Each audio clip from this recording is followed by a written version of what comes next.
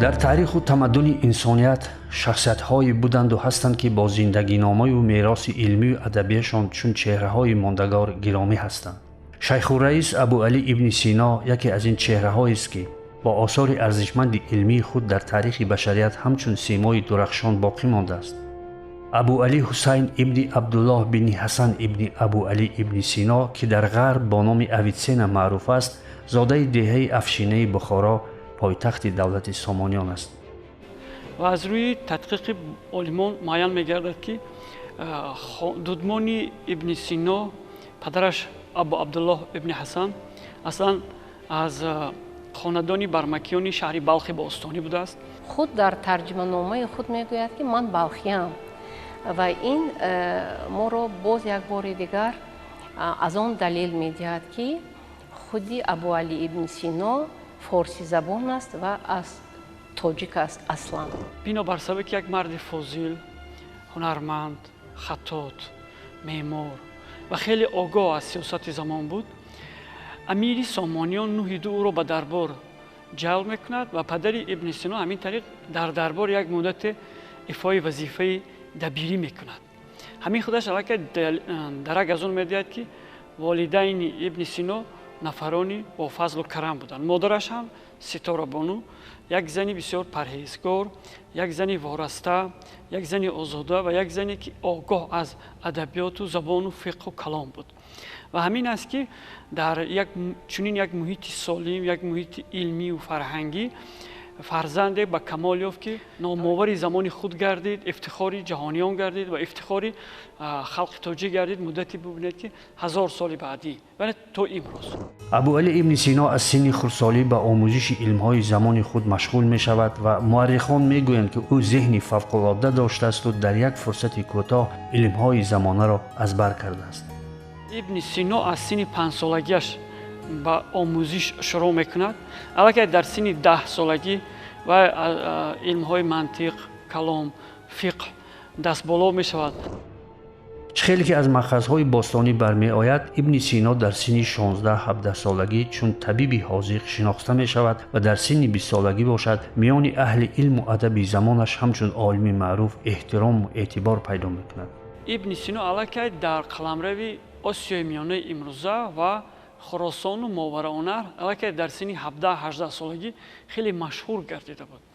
و بعد قید نمایم که واقعا همین محیط، مخصوصا محیط سیاسی در تشکل شخصیت نقش خیلی کلیدی دارد.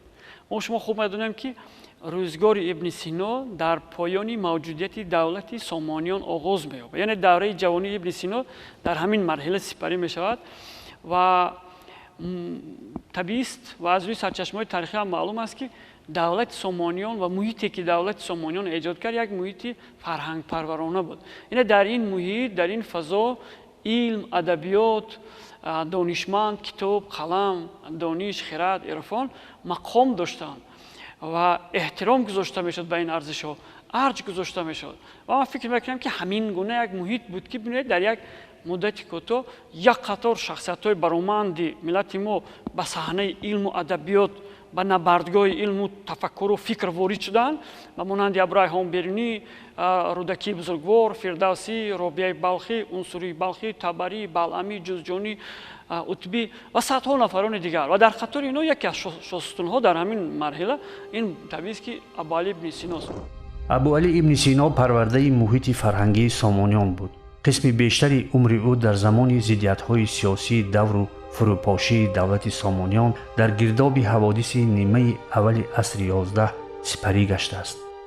روزگار جوانی سینا در ایام فرجام برهمخوری دولت سامانیان راست آمد و در قلمرو دولت سامانیان بنا بر سبب کشمکشی‌های درباری، نزاع‌های محلی، مرکزگریزی‌های بعضی حاکمان زمان و اوج گرفتن نزاع‌های دینی و مذهبی و تفریطی و افراطی آهسته آهسته دولت سامانیان به انقراض روبرو گردید و در ملک‌های علیحده دولت سامانیان یعنی که جنگ‌های محلی و خانوادگی به وجود آمدند. همه این باعث آن گردید که بعضی از ملک‌ها، بعضی از ولایت‌ها مستقلیت به وجود آوردند و این چیز از ما می‌دونیم که این گونه وضعیت، این گونه فضا برای رشد شخصیت عالم یعنی که شرایط فراهم آورده نمیتواند. یعنی عالم در این گونه شرایط نمیتواند که انکشاف بیابد و همیشه ما ببینیم در طول تاریخ که در چنین ایام ها عالمان جایی را میکوبند که امن باشد، آرامی باشد و ابن سینا هم با این خاطر و زیاد میخواست که یک گوشه پیدا کند، یک موضع را پیدا کند که تواند که اون چیزی که در نهادش هست، اون چیزی که در سرشت و در ضمیرش هست، اونا برآورده کند و نویسد و ایجاد کند و مردم را به سمت سعادت و نور و خوشبختی به واسطه قلم و سخنش هدایت کند.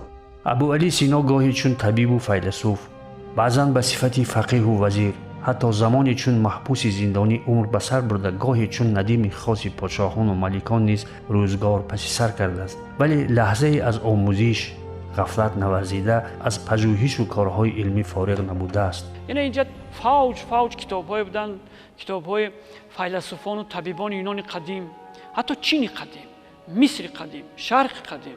مثلا در اینجا باید با آثار سقراط واخورد، با آثار ارسطو واخورد و همونطور که ما می‌بینیم در فلسفه و پیروی از ارسطو نمود.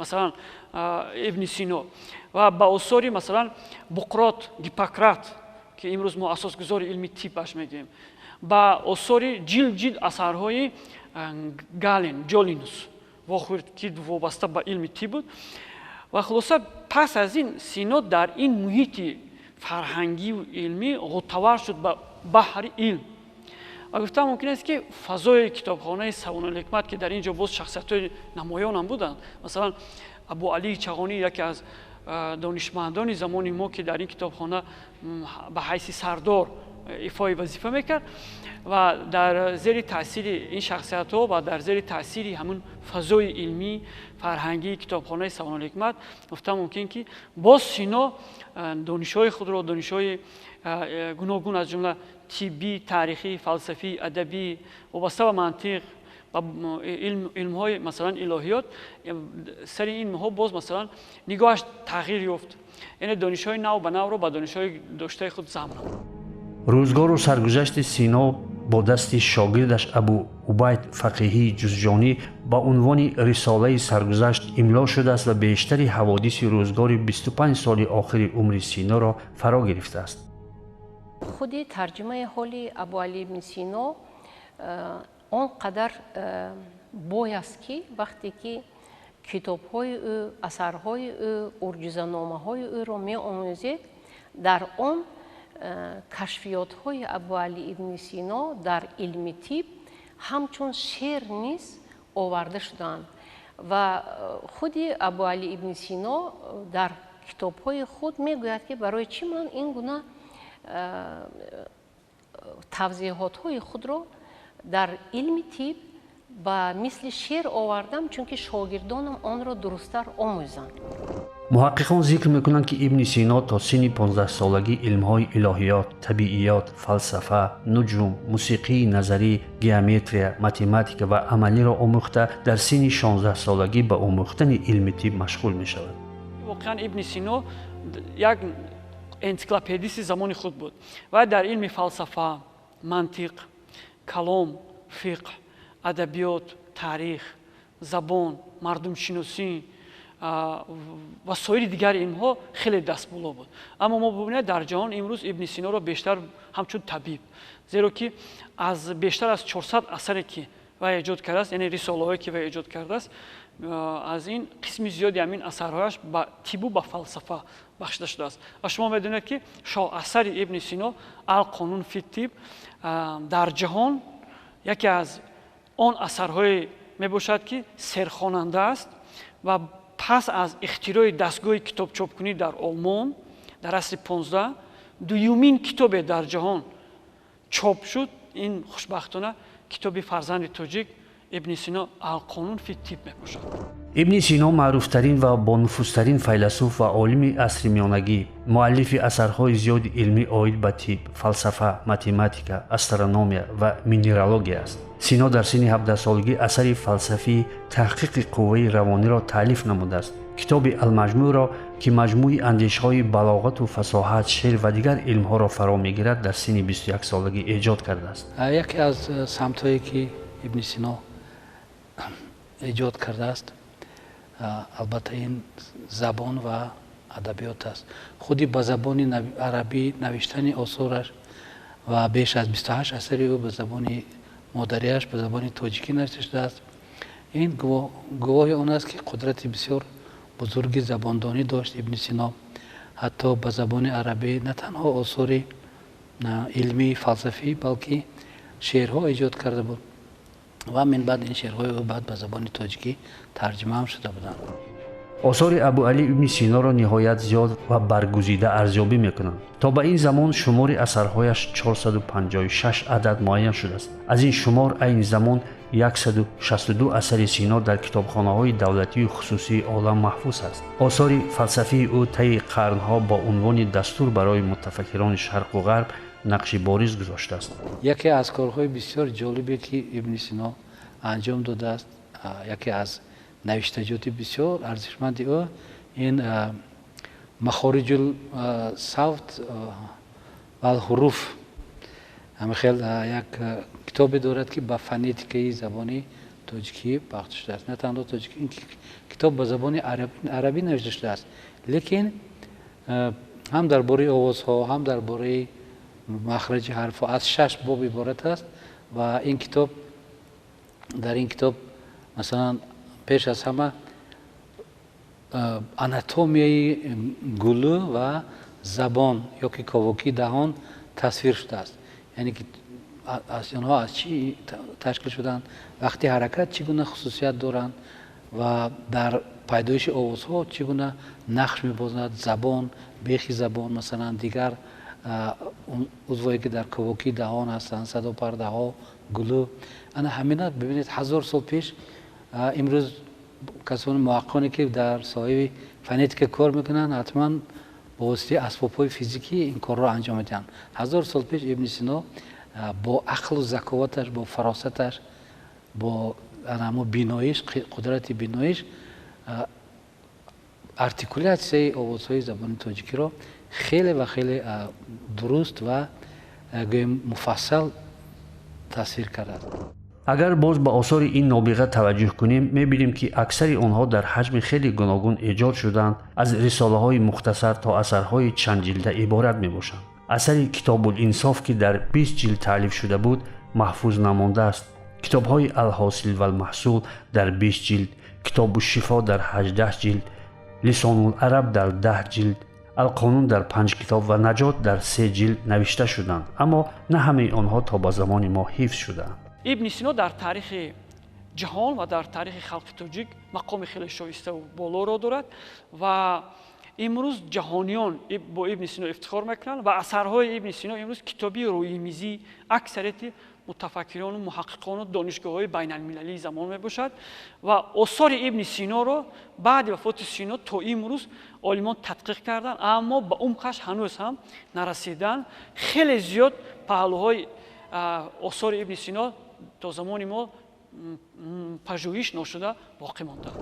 шайхураис абу али ибни сино дар шаклгирии шеъри фалсафӣ ва мушаххасан жанри рубоӣ дар адабиёти классикии тоҷик нақши меҳварӣ дорад. муҳаққиқон ӯро дар ин бахш ба унвони пешгом эътироф намуданд. ибни сино дар назм бо рубоиҳои худ машҳур аст. ӯ 34 рубоӣ навиштааст ба забони тоҷикӣ, яъне ки то замони мо 34 рубоӣ омада расидааст. 4 ғазали ӯ мавҷуд аст. дар охирин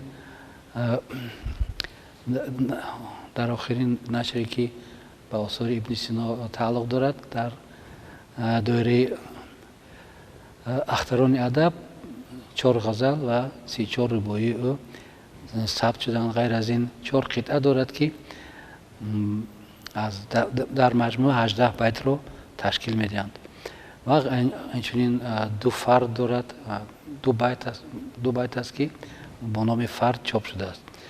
яъне албатта ин на ҳамаи осоре ки масалан ибни сино ба забони тоҷикӣ, на ҳама шеъре ки ибни сино ба забони тоҷикӣ нависааст то ба замони мо омада расидааст, вале худи ҳамин осор аз қудрати ӯ, аз тавоноии ӯ, аз дониши бисёр мукаммали ӯ дар соҳаи забону адабиёт, дар соҳаи назм, ҳатто ӯ асаре дорад ки ба арӯз бахшида шудааст. нозгиҳои арӯзро шарҳу тавзеҳ медиҳад. Инам аз дар бораи ба илми забону адабиёт ба адабиётшиносӣ яке дар ҳамин самт яке аз мутахассисони бисёр хуб будани ӯ гувоҳӣ медиҳад. ибни синоро муҳаққиқон яке аз поягузорони забони адабии тоҷик, асосгузори истилоҳоти илмию фалсафӣ ва яке аз бузургтарин шоирони рубоисарои тоҷику форс баъд аз малику шуъаро рӯдакӣ медонанд. аз қаъри гили сиёҳ то авҷи зуҳал кардам ҳама мушкилоти гитиро ҳал. берун ҷастам зи қайди ҳар макрӯҳиял, ҳар банд кушода шуд магар банди аҷал. ибни сино яке аз поягузорони забони адабӣ, забони дарӣ ҳисобида мешавад, чунки маҳз бо талоши ӯ бо навиштани донишнома, яке аз асарҳои бузурги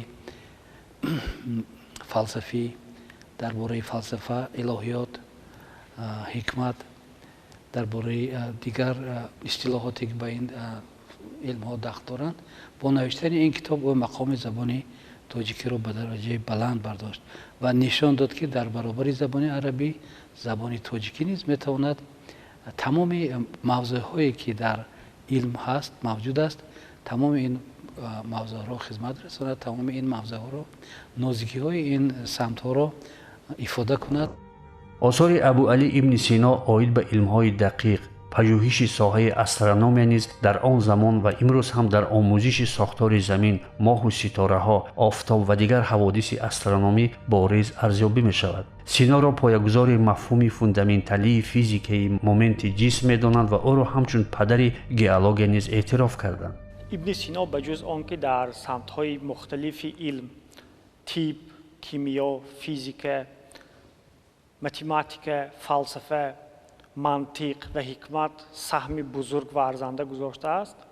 дар самти астрономия ҳам баъзе таҳқиқотҳо ва баъзе мушоҳидаҳои бисёр муҳиме дорад, ки арзанда аст ки онҳоро таъкид кунем, омӯзем ва дар бораи онҳо ҳарф занем. ҳарчанд ба мисли дигар астрономони барҷастаи замонаш асарҳои алоҳидае маҳз ба ситорашиносӣ ё ин ки нуҷум набахшида бошад ҳам, вале дар осораш мавзӯъҳои мухталифи ин илмро ба баррасӣ кашидааст. аз ҷумла дар китобушифоаш бисёр паҳлӯҳои ситорашиносӣ мавриди баррасӣ қарор гирифтанд ва андешаҳои бисёр ҷолиб ҳам дар он ҷо навишта шудааст. ва ҳамчунин ӯ яке аз аввалин шахсоне буд, ки бар зидди андешаи Арасту дар бораи инъикос кардани ситораҳо нури офтобро баромад. ва ибни сино гуфт, ки ситораҳо нури худашонро меафкананд, яъне онҳо нури офтобро инъикос намекунанд. ва ин чиз имрӯз воқеан дуруст аст ва як натиҷаи бисёр муҳим аст. дар замони абуалӣ сино оид ба мавҷудоти замин ва сайёраҳо назарияҳои мухталиф буданд ва сино бо мушоҳидаю далелҳои илмии худ баъзе аз ин тасаввуроту андешаҳоро ботил сохтааст. аз рӯи маълумотҳои таърихӣ мо медонем, ки замоне ки ибни сино дар шаҳри Исфаҳон мезист, бо ёрии шогирдаш Ҷузҷонӣ дар он ҷо як расадхонае бино кард ва дар ҳамон расадхона ба расади ҷирмҳои осмонӣ машғул буд. ва ҳамчунин дар давраи фаъолияташ дар шаҳри Исфаҳон, ки таҳти роҳбарии ҳокими он шаҳр Алоуддавла сурат мегирифт, бо ҳамроҳии шогирдаш Ҷузҷонӣ китоби бисёр машҳури Алмаҷистии Батламиюс ё ин ки Птолемейро мавриди баррасӣ қарор медод, бо ҳам баҳс мекарданд, таҳлил мекарданд ва вобаста ба он як китобе ҳам эҷод кардааст, ки ном дорад Таҳрири Алмаҷистӣ. яъне дар он китоб ба шакли мухтасар маълумотҳое ки дар Алмаҷистии Батламиюс омадааст овардааст ва назарҳои худашро ҳам баён кардааст. дастоварди дигар ва бисёр муҳими ибни Сино ин мушоҳидаи ситораи фавқулнав мебошад. ситораҳои фавқулнав ин ситораҳое ҳастанд, ки дар натиҷаи таркиш бисёр баланд ва дурахшон мешаванд, аз ҳад зиёд равшанияшон баланд мешавад ва онҳоро дар як муддати кӯтоҳ дар давоми 1 моҳ 2 моҳ бо чашми оддӣ мушоҳида кардан мумкин аст. ва ӯ дар китобу шифо дар бахши метеорология навиштааст ки дар осмон як кавкаби наве пайдо шуд ки он кавкаб давоми 3 моҳ дар осмон мушоҳида мешуд. Дар аввал бисёр равшан буд ва баъдан оҳиста оҳиста хиратар мешавад ва аз чашм нонамоён мегардад. ва олимон ин чизро танҳо дар соли 1965 тавассути телескопҳои муосир боқимондаи ҳамон ситораи навро кашф карданд ва дар асоси таҳқиқи осори Ибни Сино ва дигар олимон муайян карданд ки Ибни Сино ситораи фавқулнаве ки алон ном дорад SN 1006 мушоҳида кардааст ва дар асараш солашро ҳам навиштааст, яъне соли 397 ҳиҷрӣ. ва ин чиз ҳам бисёр як дастоварди муҳим аст, зеро ки ӯ хусусиятҳои ҳамон равшаниро муайян кард ва онро дар асараш навист, тавзеҳ дод. то соли 1965 олимон фикр мекарданд ки Ибни Сино дар бораи комета ҳарф задааст, вале баъд аз он ки боқимондаҳои он ситора тавассути телескопҳои пурқувват муайян гардид, дақиқ карда шуд ки андешаҳои Ибни Сино дар бораи ситораи фавқулнав ё ин ки абарнав аст. ва ин ситора алон дар бурҷи Гург дар масофаи зиёда аз 500 000 соли рӯшноӣ аз замин қарор дорад. дастоварди абу али ибни сино дар соҳаи астрономия моҳияти хеле муҳими илмӣ дорад ва пажӯҳишҳои ӯро олимони вақт ва илми муосири ҷаҳонӣ эътироф карданд. воқеан чӣ қадар донишу таҷриба дошт ки он замон бе ҳеҷ гуна технология ё моделсозии компютерӣ бо чашми оддӣ чандин ҳодисаҳои кайҳониро дақиқ мушоҳида кард. Сино воқеан чунин нобиға буд. дар замони Ибни Сино назарии аз ҳама машҳур ин назарии заминмарказӣ ё ин ки геомарказии Батлемиус буд ки мувофиқи он тамоми ҷирмҳои кайҳонӣ аз ҷумла сайёраву ситорагон дар атрофи замин давр мезананд, вале дар асл ин тавр нест. дар асл тамоми сайёрагон дар атрофи офтоб давр мезананд ва аз сабаби он ки онҳо дар атрофи офтоб давр мезананд ва мо дар ҳолатҳое қарор мегирем ки баъзе сайёраҳо дар байни замину офтоб қарор мегиранд ва он гоҳ он сайёраҳо танҳо ба мисли як доғ дар рӯи офтоб намудор мешаванд. яке аз ин ҳодисаҳо ин гузариши сайёраи Зӯҳра аз рӯи офтоб аст ки 24 майи соли 1032 аз рӯи тақвими юлианӣ рух дод ва Ибни Сино дар таърих аввалин нафаре аст ки ин ҳодисаро мушоҳида кард ва дар асараш навиштааст.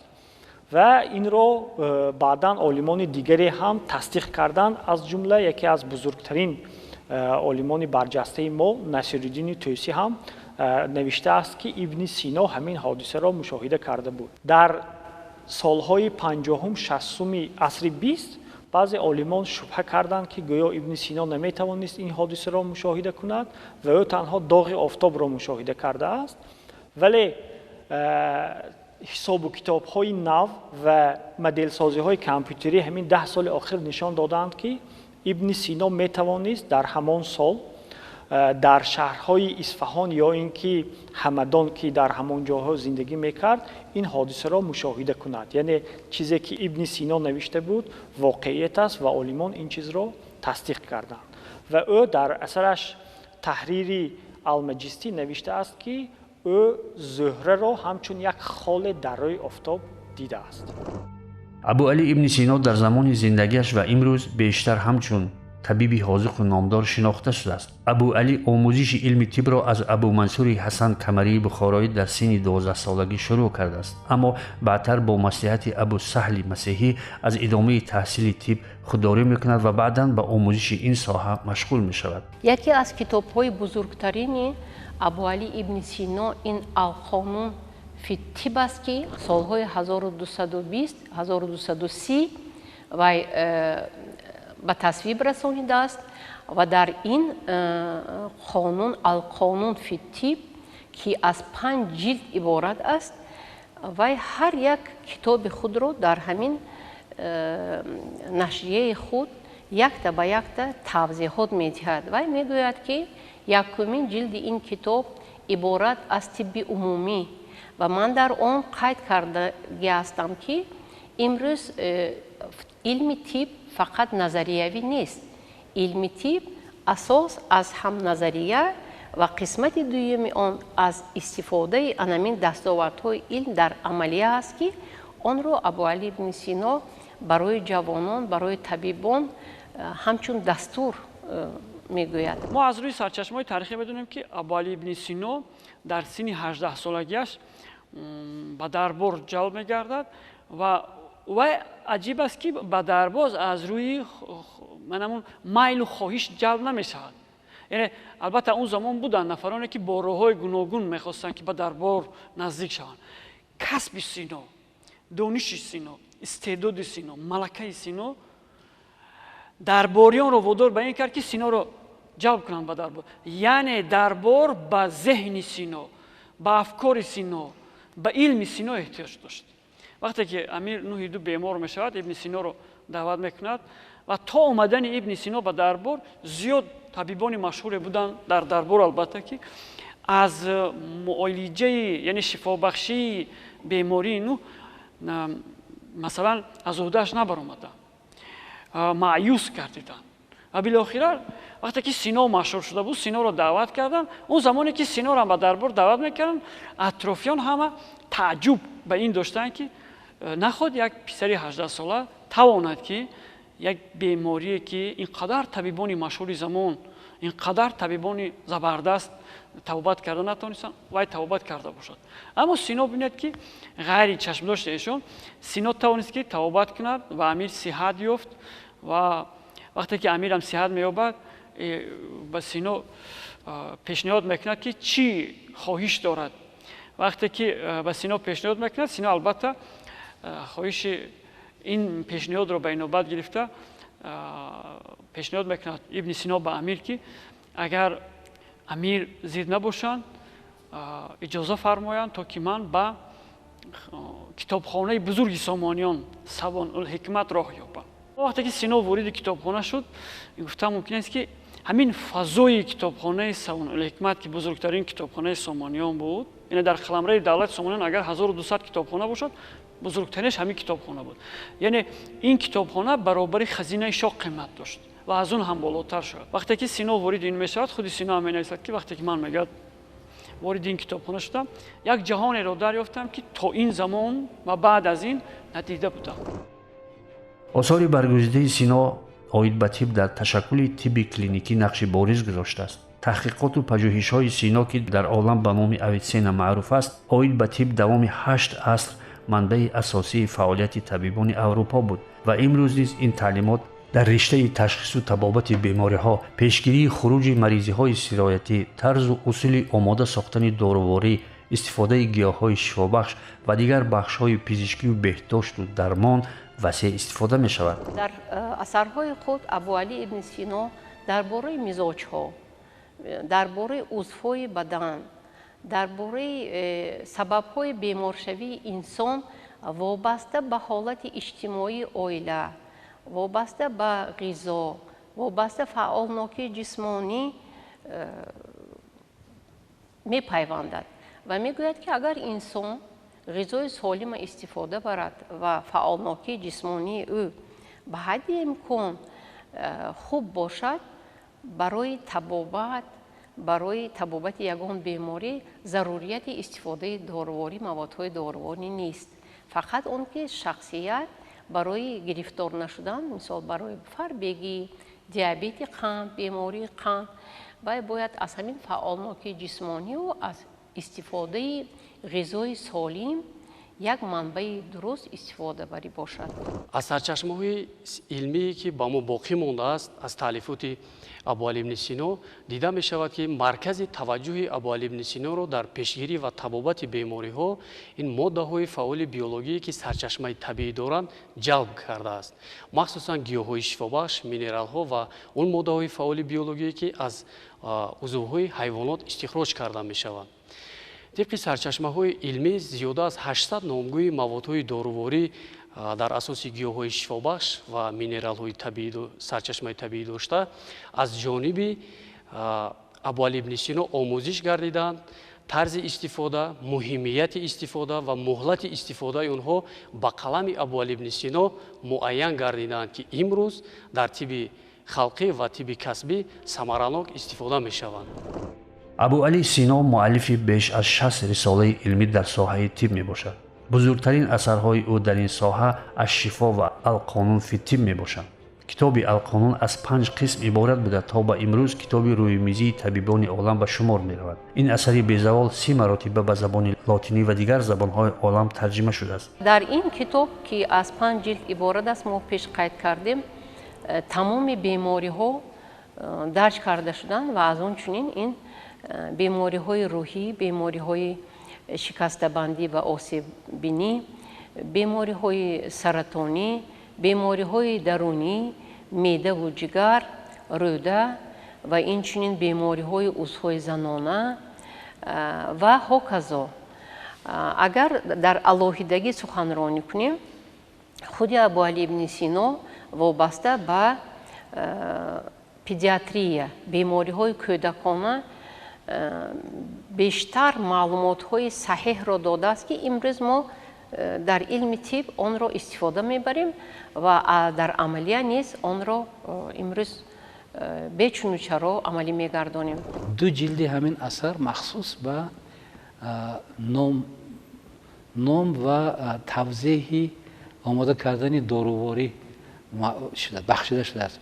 як ҷилдаш дар ҷилди дуюм бахшида ба доруҳое ки сода ҳастанд ва дар ҷилди панҷум бахшида ба доруҳое ки мураккаб ҳастанд, таркибашон мураккаб аст ва беш аз 2600 доруворӣ номи доруҳо тавсиф шудааст бо тарзи тайёр карданашон ва ана ҳамин аз 2600 қариб 1400 аз ин доруҳо вақте ки ин доруҳо омода мешаванд номи анами ҷонварон ёки растаниҳо гирифта мешаванд, чунки ин доруҳо асосан дар заминаи растанӣ, дар истифода бурдани растанӣ ва ҷонварон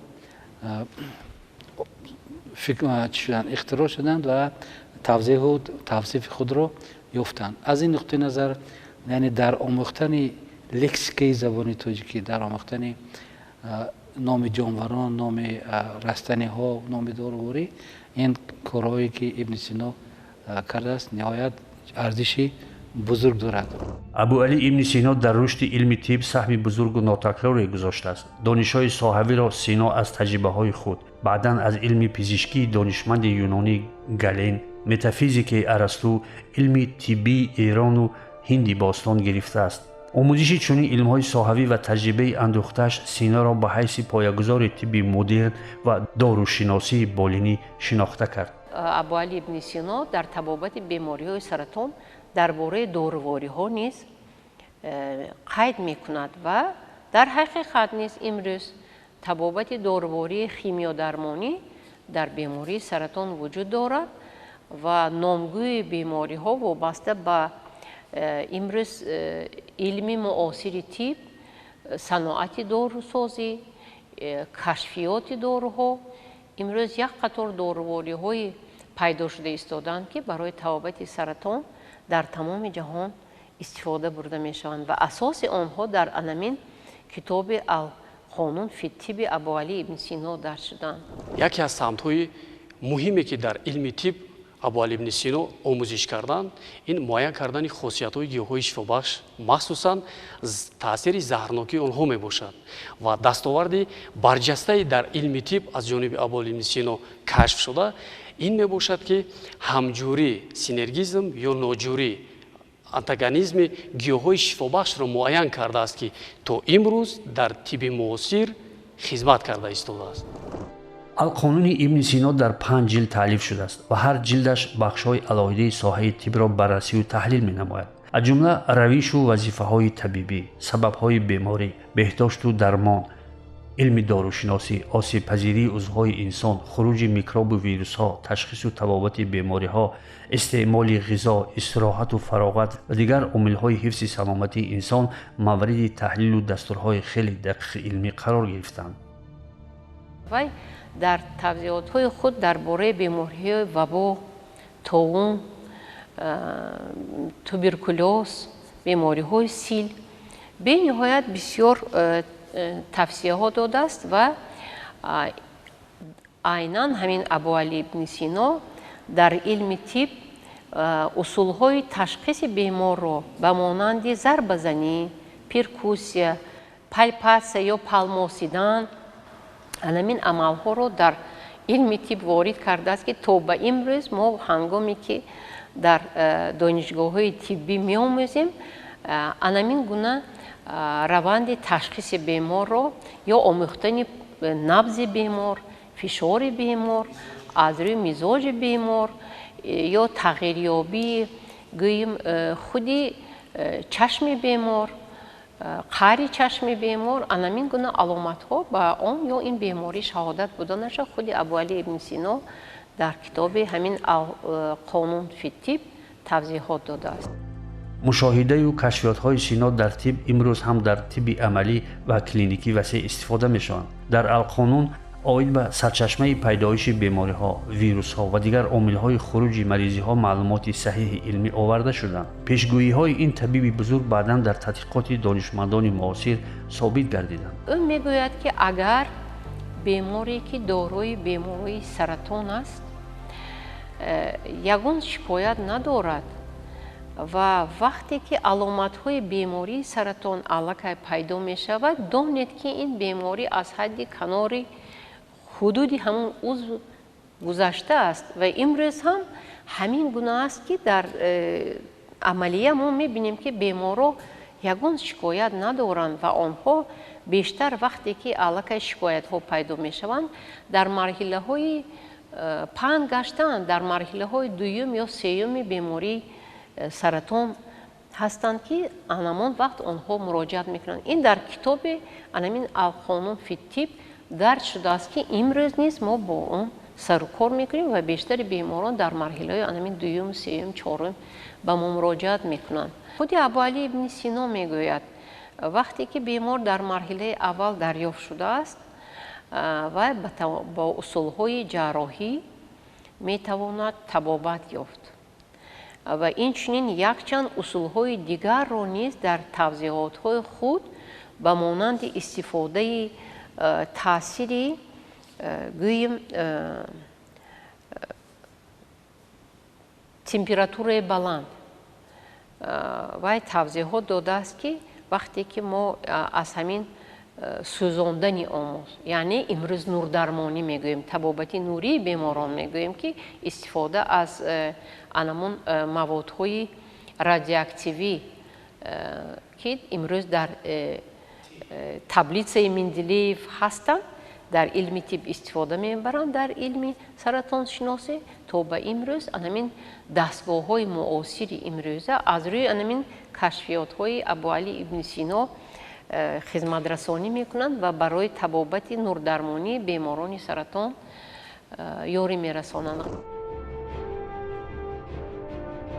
ابوعلی ابن سینا بسیار از اثرهای خود را هنگام سفرهایش ایجاد کرده است. او سال 1005 به خوارزم می رود. پس از 7 سال به جرجان می آید و سپس به خراسان ایران سفر می کند. در همدان به حیث وزیر انتخاب می شود اما با تهمت زندانی می شود.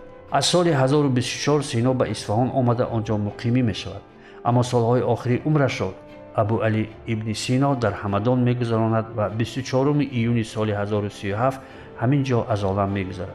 امروز در مقبره ابن سینا در همدان برج با 12 کنگوره که نشانه برخورداریش از 12 علم است گذاشته شده است.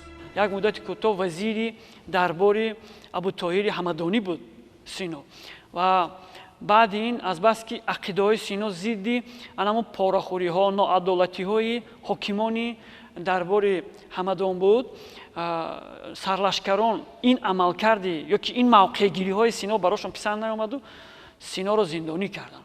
اما یک مدت تقریبا 1-4 ماه سینا در زندان بود او را از زندان باز رهایی کردن و باز به گرگان رفت و در گرگان هم نتوانست که موقع پیدا کند به خاطر که عقیده های بسیار سالم و عقیده های را ترغیب و تشویق میکرد که انسان و عقل در مرکز این عقیده ها بود. انسان و عقل راه راستی از بس که زمانه علاقه کج رفتار شده بود و بیشتر حکومتداران زمان به این قالب نمیتونستند که دولتداری خود را پیش ببرند و سینا هم در این محیط غنجیده نتوانست و به اصفهان رفت و در اصفهان هم یک مدت زندگی میکند. بعدتر باز به همدان میآید و در راه از اصفهان به همدان آمدن بیمار میشود و با همه بیماری дар соли 1037 дар ҳамадон аз дунё мегузарад ва қабри ибни Сино имрӯз дар ҳамадони Эрон аст.